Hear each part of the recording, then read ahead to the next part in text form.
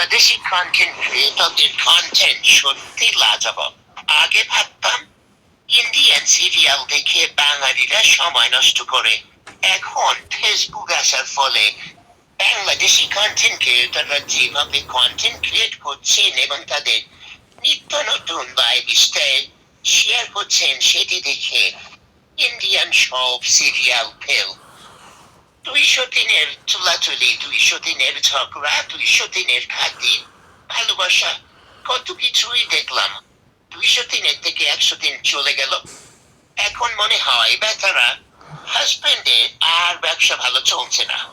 ব্যবসা মানে ভিউ ব্যবসা। এখন দেখছি সে আবার একটা বিয়ে করে এনেছে ভিউ ব্যবসা বাড়ানোর জন্য।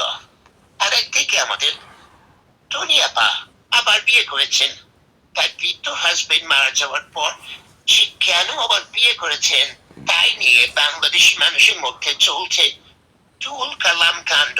ফেসবুকে তা ঢুকায় যাচ্ছে না। অনেক ঠেলাঠেলি গুতাগুতির পর ঢুকে দেখি আমাদের টনি আপা বিয়ে করেছেন। তার আগের ঘরের সন্তান আছে। তাতে কি হয়েছে? আগের বয়স সাথে 6 বছর আগে ডিভোর্স হয়ে গিয়েছে, চিন্তার কারণ নাই। আবার টনি আপার সাথে বিয়ে করছেন। টনি আপার হাজবেন্ড মারা গিয়েছে, সে এখন বিধবা মানুষ, বিয়ে করতেই পারে। টনি আপা বলছেন আমি একমাত্র মানুষ যার হাজবেন্ড মারা যাওয়ার পরে বিয়ে করেছি, তাই নিয়ে আমার দেশের মানুষের যত মাথা ব্যথা। আমার কাছে যেটা ভালো লেগেছে আমি আগেও করেছি, এখনো করছি এবং ভবিষ্যতেও করব। টনি আবার বর্তমান স্বামী বলছেন আপনার দেখি মা বলবো কাজ নাই।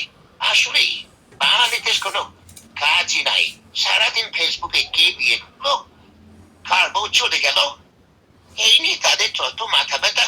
তার নিজের বাড়ির বউটা খাচ্ছে কি না খাচ্ছে সেই দিকে তাদের খেয়াল রাখার টাইমই নেই।